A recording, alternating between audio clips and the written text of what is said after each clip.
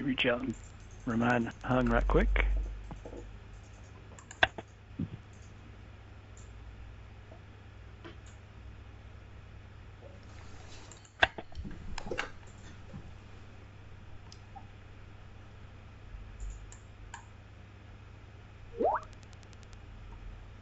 We got a small crew today.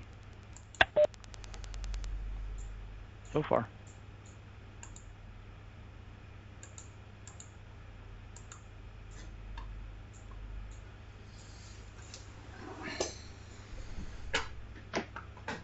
Here he comes. Here's Hung. Hey, Hung. Good morning, everyone. Sorry, I'm a little bit late this morning. No problem. It's early, but already jumping from task to task, huh? Yeah.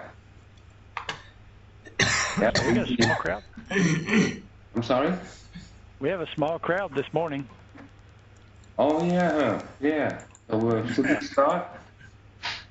Yeah, I think we should start, right? Yeah, For me, yeah, Patchwork 24 hours is basically review more database changes. If you see more changes are coming, and working with the team on data mart. That's about it. And just remind everybody the SOP, due date are coming fast. So please pay attention to the list. Stan, I think you and Vincent have two SOPs assigned to you both, right? Okay, so let's go, Richard, please. Okay. For me, Andy's off on another task. Eclipse jumped up a little bit, a couple of percentage points over the night, sneaking up on 50%. Customer side at 60, and DevOps went up about 5%. But I'm still working there on. There's some additional status updates Roberto gave me that I'm getting in. The team forgets sometimes to put either effort or hours, so it looks like it's just a non-work task. So helping there, and some training efforts.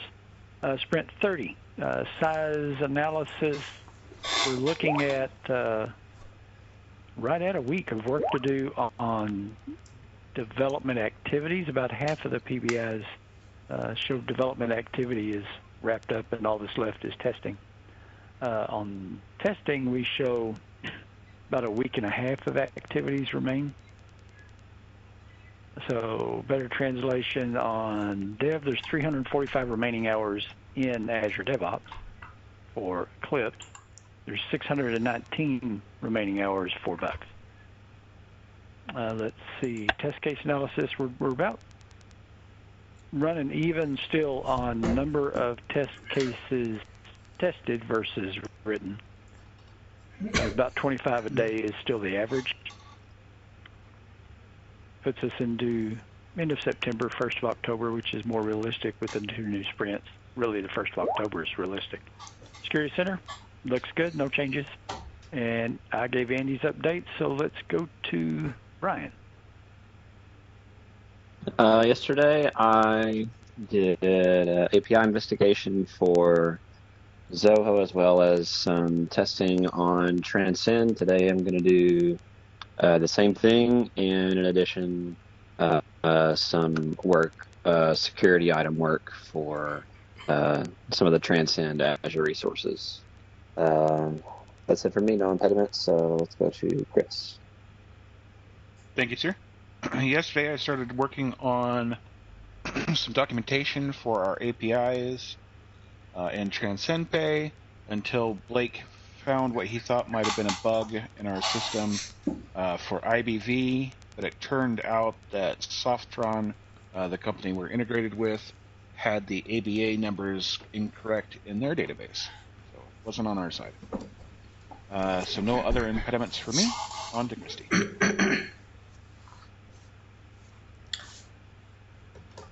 So I wrote a few test cases. I moved over Luigi's test cases that she'd written, and then they ran 18 test cases yesterday and 16 bugs. So that's all I have. On to Jacob. All right. So yesterday, I was packaging up new data and reviewing some of that data for Rydeco. Also finishing up some of the logistics and documentation and going over some of the project plans.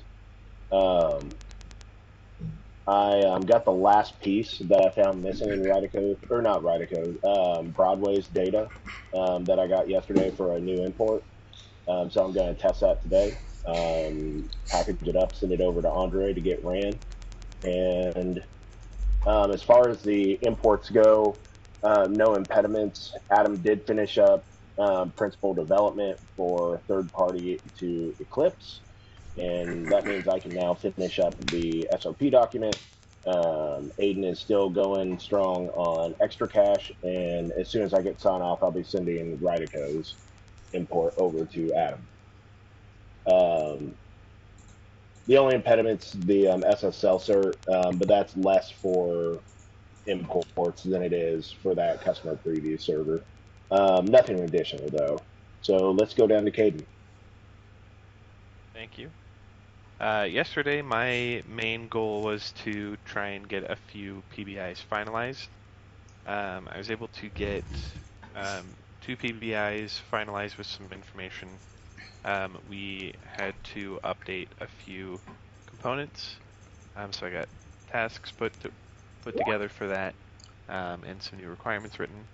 And then I created 2 new PBIs to update an endpoint for gathering loan information, so that I could gather a bunch of new information that we needed, and then reviewed some requirements that Shannon had written up for the loan application page. There was just one small thing that we needed to fix, and I think we'll be working on that a little bit later. We should be able to get that finalized.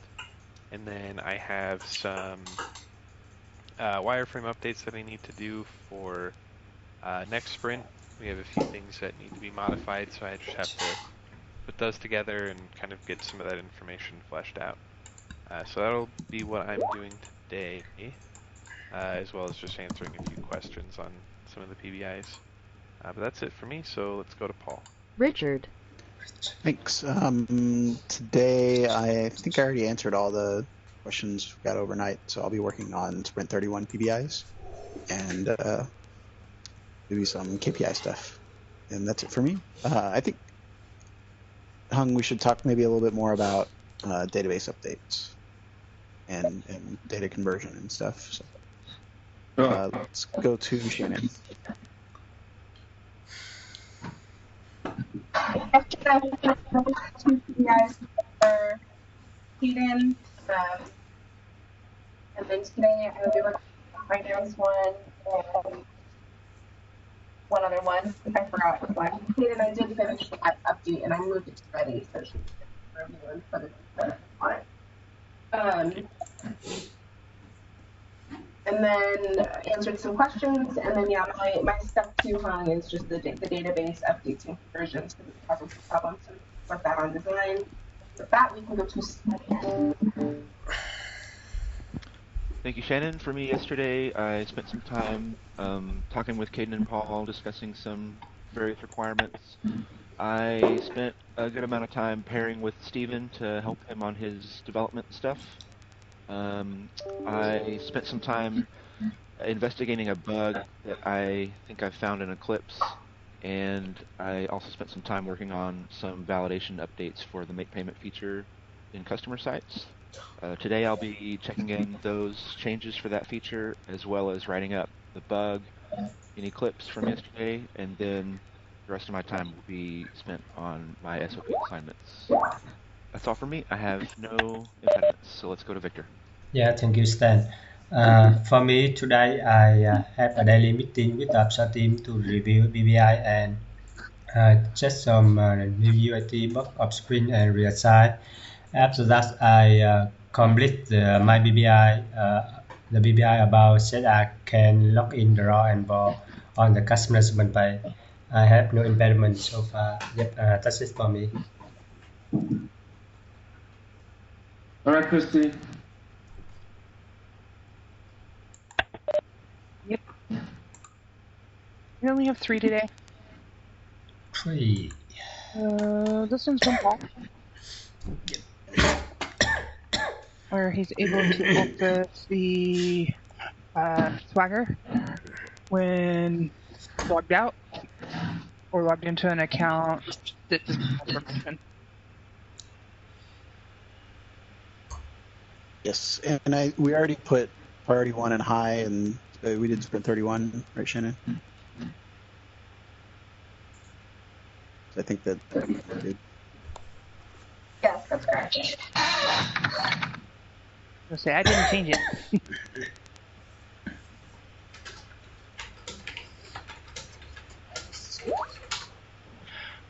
Alright, this one, the reverse loan is disabled even though the role has it enabled. So they're not able to reverse the loan even when the assigned role has the access enabled.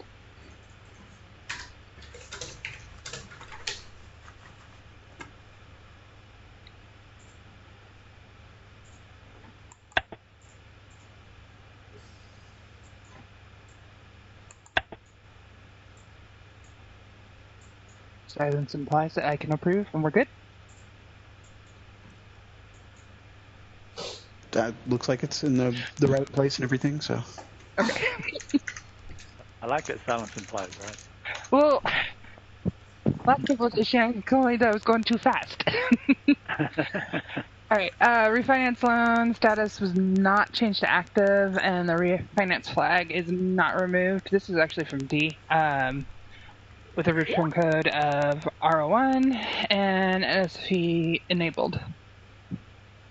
Sounds like fun. Mm-hmm. Yeah, definitely supposed to do that. Medium, but bump it up to priority 1 for me, please. Leave it on medium? Yeah. Done deal. Okay, that's all of them. Okay, thank you. Okay, thanks, Christy. One more.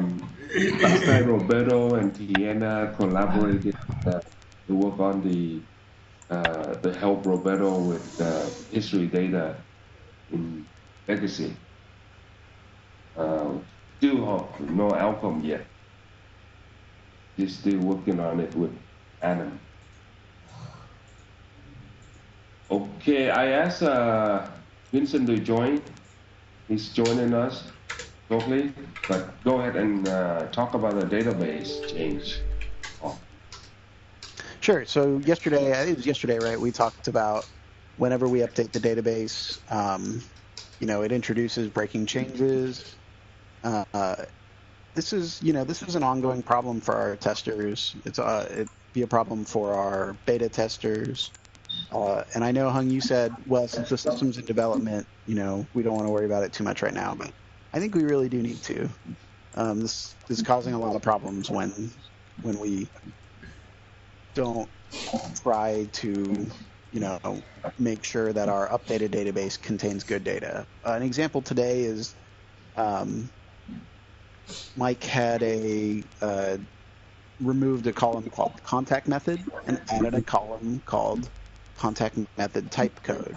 So, in that case, we'd want to convert that data from the old column into the new one, right? Otherwise, all of our messages, that's what table this was, the message table, they're all going to have bad data, and it's going to cause problems in reports or any tests who are in the middle of running, right?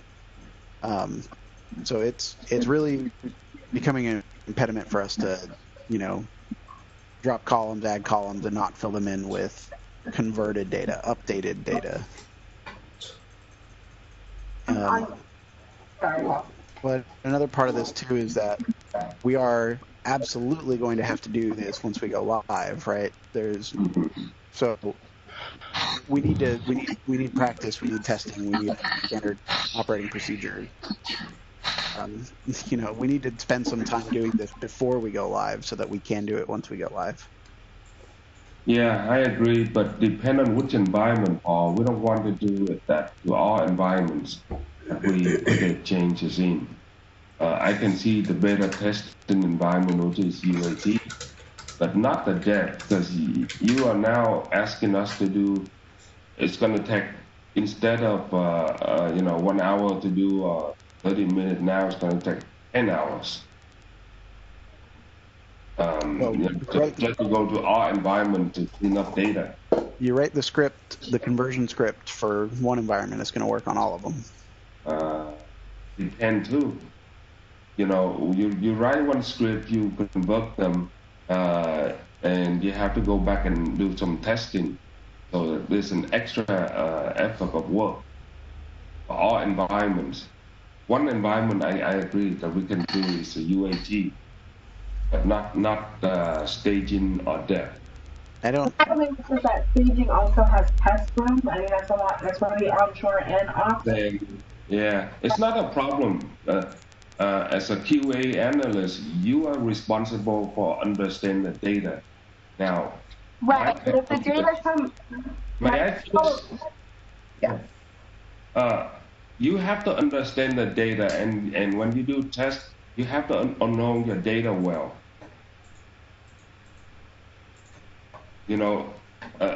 I can see for beta testing and UAT, the near production environment, we spend some time doing that. There's some that you cannot even write script. Probably faster to do a manual data fix than writing the script. And I totally agree that we need to do that practice now, but not our environment. I disagree with you on the staging environments, and I understand the testers to know the data, and I think most of our testers do. My problem is when they set up tests to run and they're running overnight and their data is the things that they have configured and are running payments on are trying to send out automatic messages, and suddenly the database changes and those tests fail because they had set it up correctly. Now there's not a column that they needed that's now changed. Then they have to run that test completely over again, or the test fails not because of any actual software error or user error, but because of a bad data error.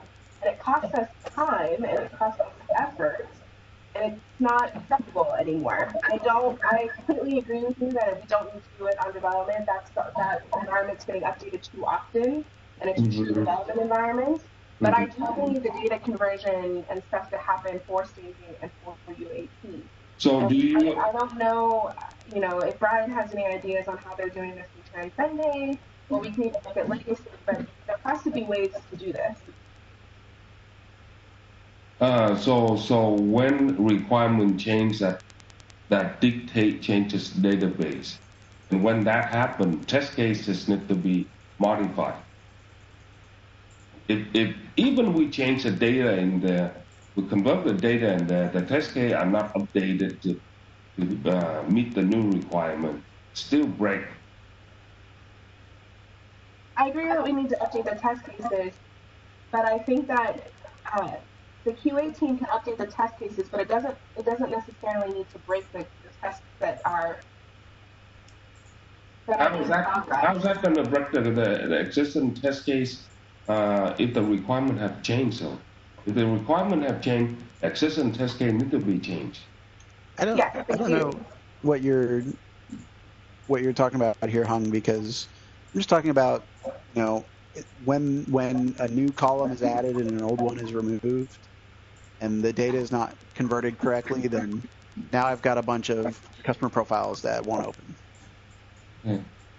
This, I don't know what this has to do with test cases specifically. I'm just saying, like, the software itself is unusable. All right. Okay. I will do whatever you guys want. I'm just raising that now. It will going to require more time to do. Do database changes, even in development mode, right? Yes, and if we need to, start giving instructions on how data should be converted, we can definitely do that. Especially, if we didn't know that was going to be required, please do reach out and say, well, this column has to go away. What, how should I, convert this data? Yeah. Hey, Paul. So just a thought as well, Paul, from what I hear, if there's a change that requires a database change, the developers, of course, identify, but yourself, Brian, someone who knows the system, you're the analyst, and you understand, the architect, and understand that would, if there's a database change that impacts existing data in the system, the identification starts with the requirements you write, right? So not discounting anything you're saying, because if data needs to be fixed, it needs to be cleaned up before changes go in, but the identification can certainly start at putting the requirement together for the testers to also pick up. Yeah, that's definitely possible, and we'll do that as much as we can. A lot of times, when I write these requirements, I'm not thinking about the implementation, so I don't know, specifically what database tables or columns might be affected, right? Right. Yeah. And of course, Brian's going to be working more technical architect role, so that may become less of an issue going forward. I also, Mike does send out a database change request every day, or every time it needs to be done.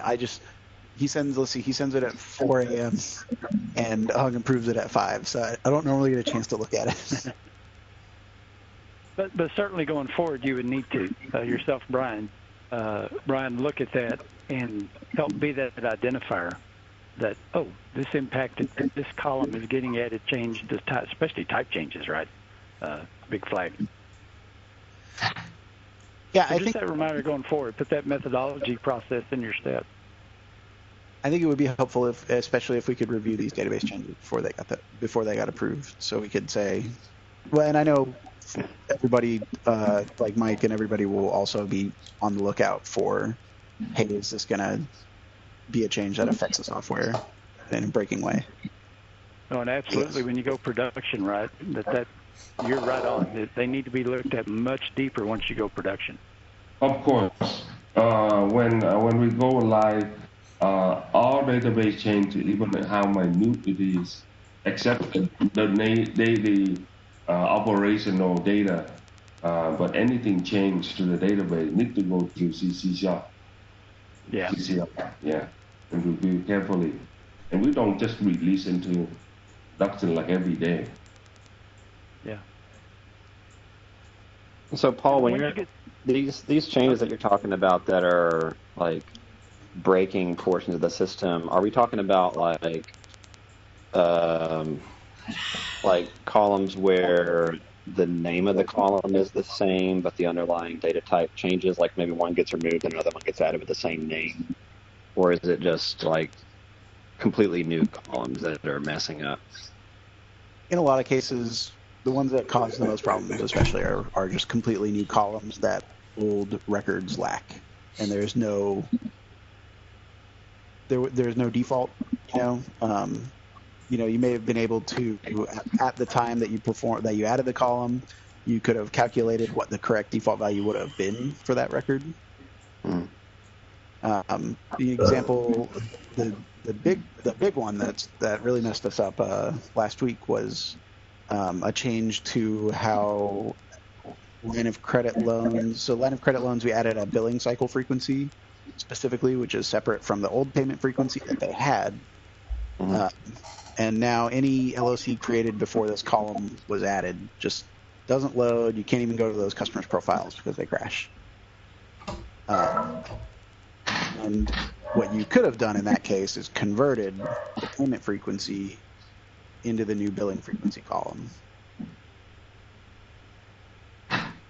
Yeah, I think part of that's going to be like we need to be able to, like we were just saying, better look over the database change requests. I think another part of that is like really, I mean, at least from my thinking, like adding a new column to the system shouldn't break any existing functionality if we're doing mapping correctly.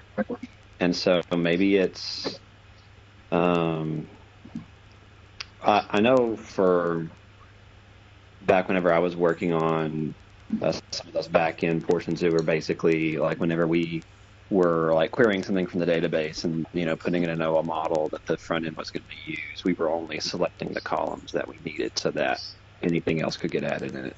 That that backend method wouldn't care. So I wonder if maybe there's areas that we're not doing that anymore, and if we're not, then I think we should. Well, it's not, it's not like a simple CRUD issue here. Like that particular one, it has to then use those frequencies to calculate upcoming dates for billing cycles and stuff. So when that column doesn't exist, it can't.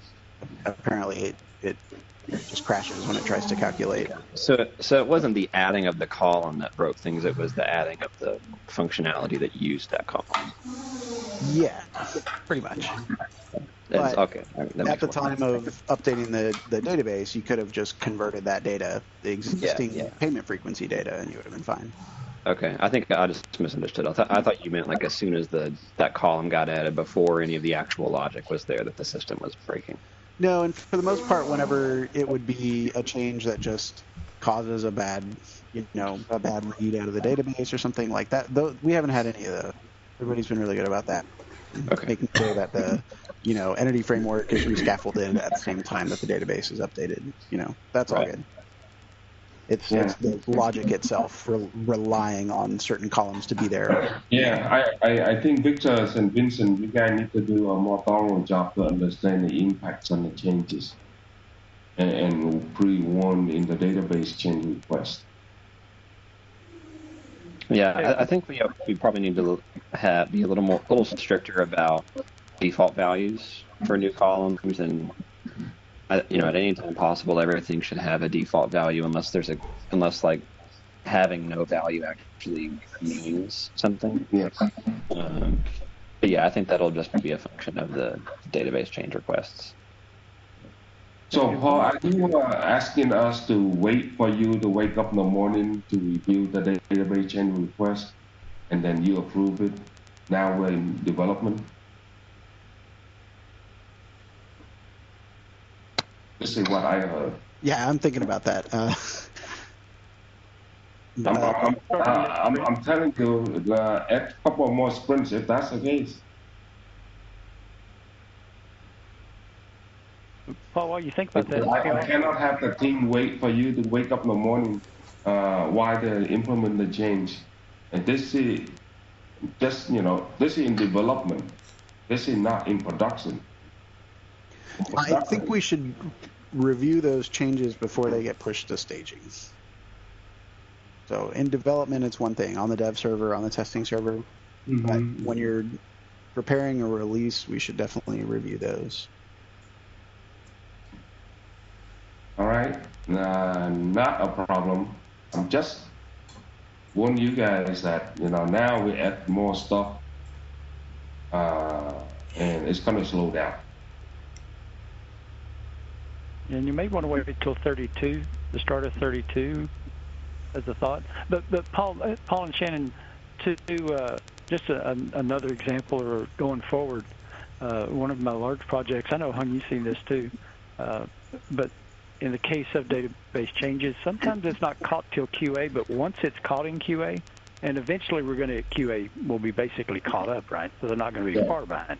Yes. So you've got that agile perspective where QA is testing your sprint at the back of the sprint, which is real agile, right? They're testing during the sprint and at the end of the sprint. Yeah. But when QA catches those, then it's also their collaborative red flag to go right to you guys, Brian and Paul. Yeah. Dev, and say, well, hey, we got a challenge. We need a script written that will fix this data. And if they have access to their own data, they could have the script even written for you if they know database, T-SQL or whatever. Sure. But I just want to throw that out that I've seen that in the past years ago. And that's just the team really has to work collaboratively, and it'll get identified when you're we can be more Scrum Agile. I understand. By the time it's reached the QA environment, the UAT environment, the data's already been destroyed, so there's nothing we can do to fix it. Well, I now, don't think that's true. Correctly, what is a QA environment, Paul? Which one is a QA environment? Staging or UAT? UAT is the one that our QA testers have access, that our QA testers use to do QA. All right. So I think we should now, before we push this UAT, the offshore team and you need to sit down and review the change, and you give them an approval to move to UAT. They use staging. Staging is where the automated tests are being run, and staging is where all time shift-based tests are being run, as well as sprint testing. So it's both. Right now, both environments are being used for QA. Just different levels of QA. Okay, then we do that too. I'm okay. I'm okay to start implement though, but I'm just warn you, things gonna slow down a lot, and it's necessary, you know, because we have to wait for you guys to have time and bandwidth to review those. It's gonna take additional 24 hours maybe while we're in development. Is it possible to have either Brian or Paul review, and that way, you know, if Brian's starting earlier in the morning than Paul or something, that, you know, I'm just thinking maybe if we have more than one person that's able to review it on the onshore team, that might be better. And Brian is probably more along your lines of the architect anyway, and then Paul could be your backup. Yeah. Yep, we do. Vincent, when you write, Vincent and Stan, when you guys write the SOP, please include these steps in there. When you release code with database changes. I will handle the backprice database change, but for the really, I think Stan can have. So how far are you two on the SOPs right now? For now, I have some draft version for part related to DevOps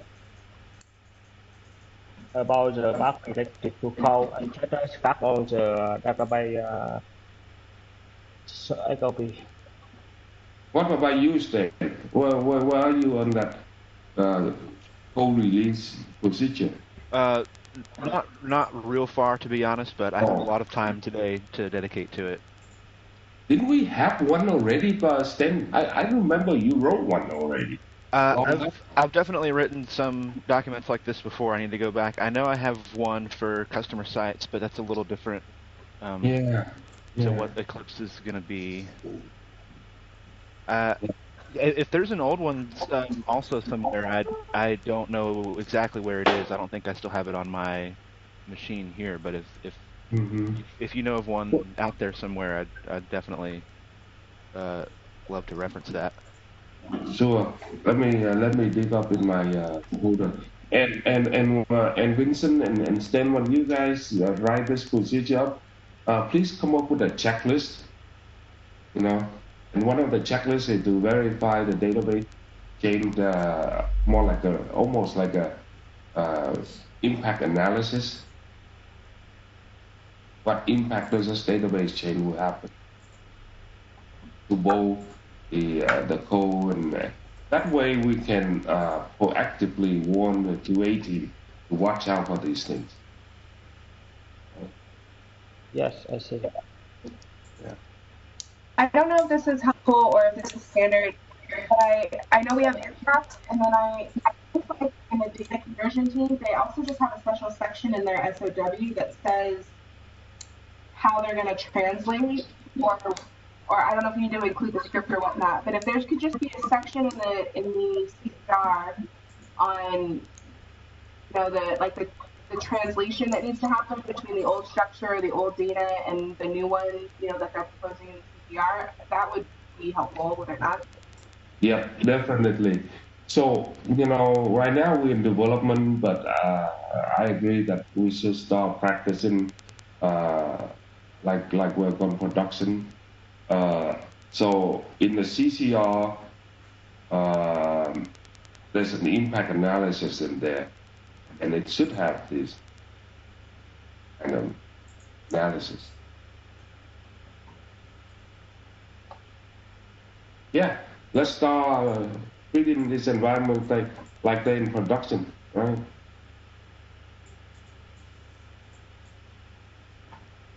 Might as well test out those procedures out, yeah.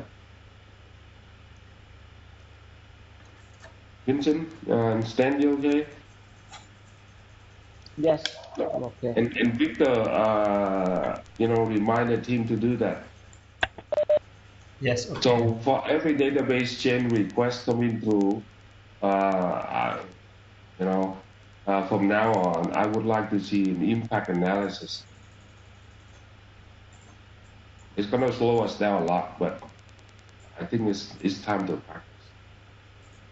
And then I will make sure that either Brian or Paul has a change in review and we implement.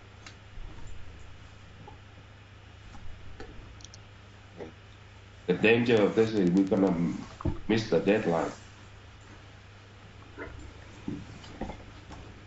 But I will do what you guys want to do.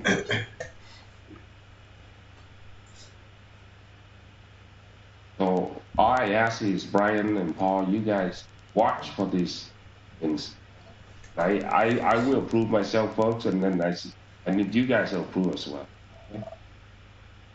Yes. Well, so in addition to us reviewing it, also, I would expect whoever's making the database change update to have tried to account for any kind of data transformation or conversion already.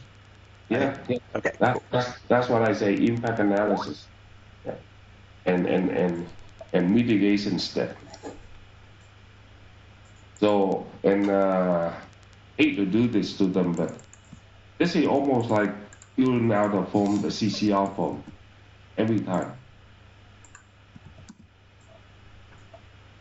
Yeah, this is what we do in using the CCR form. We have to think impact analysis and everything.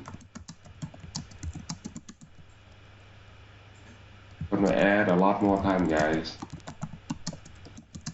So when things we don't deliver as much as before, then this is one of the reasons. I don't understand why it would take so much more time. If you're approving it and we're just asking the developer to think about this when they're requesting a data change, like to me that just seems like common sense. If I'm changing data structure, I should think about how it's going to change. And we'll make sure that Paul and Brian get to these, as early in the morning as possible. And what is it going to take you guys? A few minutes, 10, 15 minutes to review each change? Maybe more if there's a ton of changes. But I'm not seeing how this is going to add days and days worth of work. Because you are not in development team, Shannon. A lot of database change requests come at 9 p.m. at night. And now, instead of me reviewing 30 minutes or 5 minutes, now we have to wait till the morning. Well, if it's happening at night, is there a possibility that may I finish this one, please? So we have to wait for another 12 hours before somebody wake up and start looking at it. This is in development. This is not production. I'm stressing this point now, guys. And now we are treating our environment like production. Like go and fix data conversion, and we can do whatever you want us to do. I'm just telling you, it's going to require more time. Like I said earlier, Hung, I'd be okay with just reviewing all the changes at once when they came to staging, or before they went to staging. Mm-hmm. That way you can keep making changes on dev. As needed, just to help with the development process. We just want to make sure before we deploy to our QA environments that all the impacts. If we do this into staging environment, Paul, that means the process is vetted already. That means you approve it. You treat in staging like production already. Okay. So when we do that, we add more steps in that take more time. So once we agree this is the correct step for staging, that means it's good for UAT as well. So you'd rather do one for every change in dev rather than one at the end of the sprint? I don't want to do that in dev, but you guys want to. No, I'm saying we can do one at the end of the sprint before we push to staging, before the code leaves the development environment.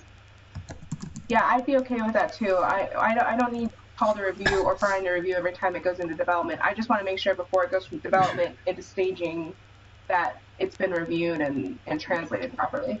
You guys keep reverting yourself. If you review database change, the developer has to do full impact analysis for every single time and wait for you guys to review. That is not going to staging. That is every single change.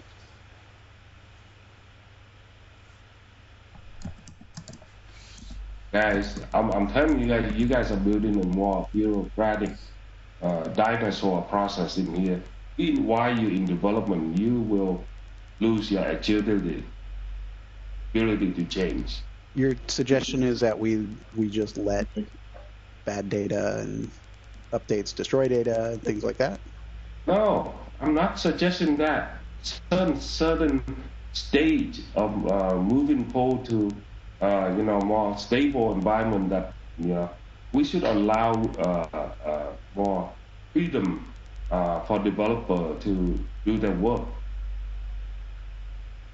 I can see UAT, but now we're going to staging, sandbox. You know how much time it is for these guys to prep them up? If the code, if it is taking like 10 hours to do code, now suddenly you add another 10 hours on top. That's We're developing separate solutions for every environment? Yes, not for every environment, Paul. I'm just telling you, it's going to slow down. We don't know how much it is because it depends on the change. It's okay, we do it. We will do it, but I'm just pointing that you can see the effort levels of delivery is going to go down big time. Even if we're only doing this review once per sprint, I don't see how that's adding so much time. How are you going to review once a sprint if we have daily database change every night? That's what I'm saying. That's what we're saying. Make the changes daily in the development environment, but then I need all of those changes to go on a list, and that list at the end of the sprint to go to Paul and or Brian to be reviewed and confirmed before the code is pushed from development to staging. You guys, whatever you need to do in development is fine. My biggest problem is I don't want broken data in staging or UAT. And we can queue them all up and do a one big review as part of our release process between development and staging. That would be fine. Yeah, that would be fine with me. But at the same time, you're asking the reviews database changes every time.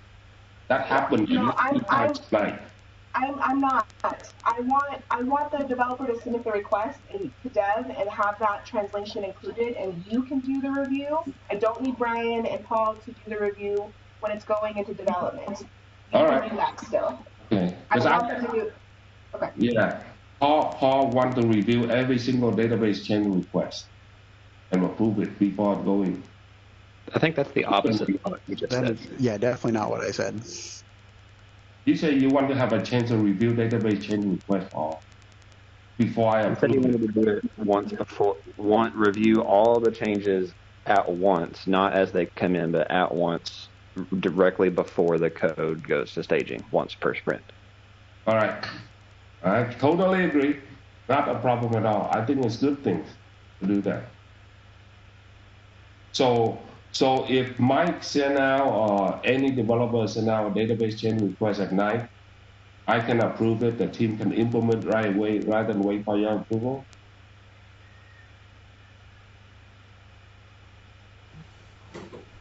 Correct. Yes, in development, as long as the new database change request is including a section for how the data is going to be translated when the code moves from development to staging. Paul, do you agree? I want to hear Paul too, because he's an app dev manager. Yes, that's what they're saying is right. Okay, all right. Because you said differently. You say Brian and Paul wakes up in the morning. Whoever get it first, review it first. Right. So Stan and Vincent, please put that in the SOP, right? And Victor, pay attention to the new procedures. I think it's good things. Right? And then when we closer, we go to live maybe in Sprint 32. This is then we have to do that. Identify which environment. Even more, right? And proper CCR UI. Good discussion, folks. Good. He did. I apologize for, he did the discussion, but I think we are passionate, and we are near the end.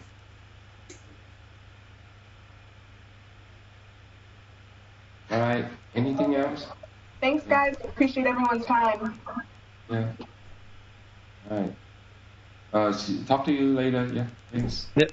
Have a good Friday, everyone. Yeah. Yeah, thank you everyone. Thank you everyone. Goodbye.